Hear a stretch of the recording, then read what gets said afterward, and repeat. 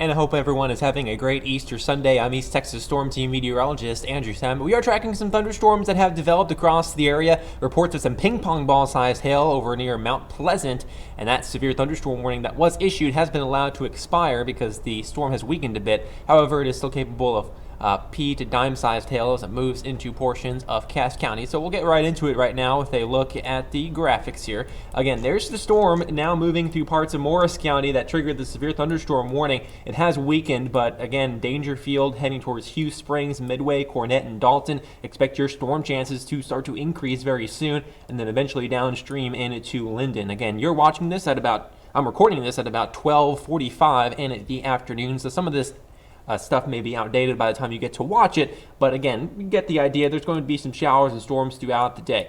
We're also watching some storms as well into portions, or at least some showers into portions of Harrison and Marion counties. These are tracking off to the north and to the east. Again, just some showers right now, but again, we'll just be having to watch the radar closely for thunderstorms as they develop through the rest of this afternoon. Switch it over to our severe thunderstorm watch that goes in effect until 7 p.m. for Smith, Wood, Camp, Upshur, Gregg Rusk, Morris, Cass, Marion, Panola, and Shelby counties. Again, large to very large hail is the primary threat here with these storms. I have bumped it up to a medium level threat for us for large hail, a low to medium threat for a damaging wind gust, and then the threat for a tornado and flash flooding is pretty low with this system, so that's some good news. Now take a look at the low level moisture. These are the dew points you're looking at. Notice the greens down here. That's the warm, unstable air. Some cooler and drier air up to the north where you don't see the green.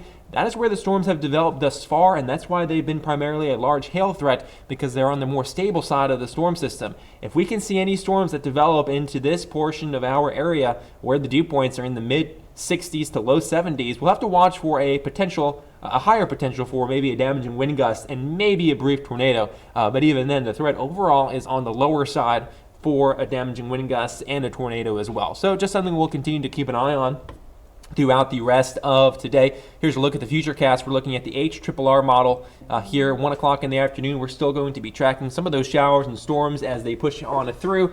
And then notice as we head towards about 2, 3 o'clock, the heaviest of the storms will likely start pushing into Louisiana. However, we still cannot rule out an isolated severe storm here locally as well through about 3, 4 o'clock. And notice as we head towards our 6 o'clock hour, Futurecast has some isolated cells developing off to our south and east. So we'll have to see if those can actually develop in our area as well. So through about 7 p.m., you'll need to stay weather aware. Again, large to very large hail is the primary threat here with these storms, but a damaging wind gust cannot be ruled out. A brief tornado is possible, but the chances for that are low.